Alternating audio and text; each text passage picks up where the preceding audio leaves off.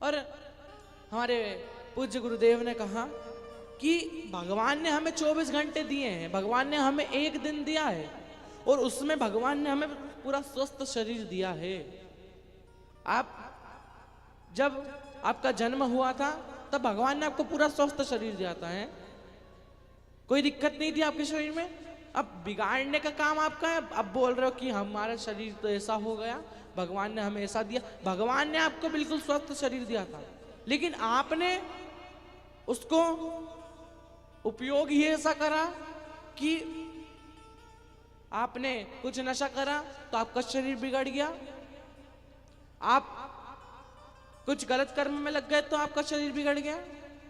ये भगवान ने तो आपको पूरा शरीर दिया था, भगवान ने तो आपको पूरा समय दिया था, लेकिन बिगाड़ा आपने, करा आपने, फिर बाद में दोष भगवान को दे रहे। जैसे भगवान शंकर ने हमें शीश दिया। क्या दिया? जोर से बोलो। शीश दिया। काय के लिए? भगवान के मंदिर के सामने झुकाने के लिए, ना कि दुनिया के सामने झुकाने के लिए। भगवान ने हमें नेत्र दिए। काय के लिए दिए? भगवान का दर्शन करने के लिए। काय के लिए? भगवान का दर्शन करने के लिए, ना कि कुछ गलत चीज देखने के लिए। भगवान ने हमें जीवान दी, भगवान ने हमें मुख दिया। काय के लिए दिया? भगवान का भजन करने के लिए, ना कि निंदा करने के लिए। और कहीं कहीं जीजियों की आदत होती है और कहीं कहीं भाइयों की भी आदत होती है कि अगर कुछ कहीं निंदा नहीं हो रही ना तो वो जान मुझकर बुला के लाएंगी, अरे चल दीदी थोड़ी सी बातें करते हैं। और बातें में क्या करते हैं? निंदा पूरी दुनिया की है। और जहां पर 3 नारी बैठ जाए समझ लेना है कि पूरी दुनिया की चर्चा यही हो रही है, सबसे खतरनाक। क्योंकि 3 नारी, जोर से बोलो, 3 नारी सब पर भारी है। और पंगा भी नहीं लेना नारियों से, कम नहीं होती हैं।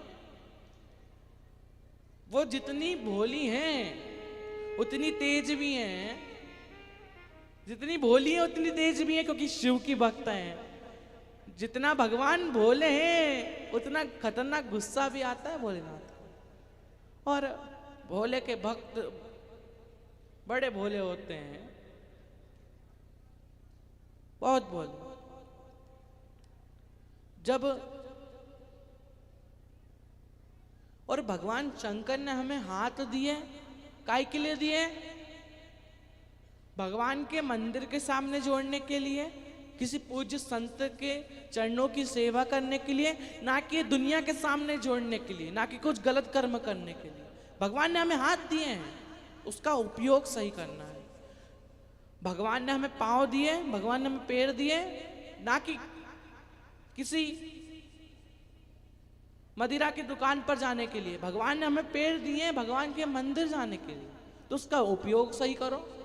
और जब आप अपनी चीजों का, जब आप अपने शरीर का, जब आप अपने दिमाग का उपयोग करना जब सीख जाएंगे तो भोलेनाथ को मिलने में फिर देरी नहीं लगेगी, फिर भोलेनाथ मिल जाएंगे।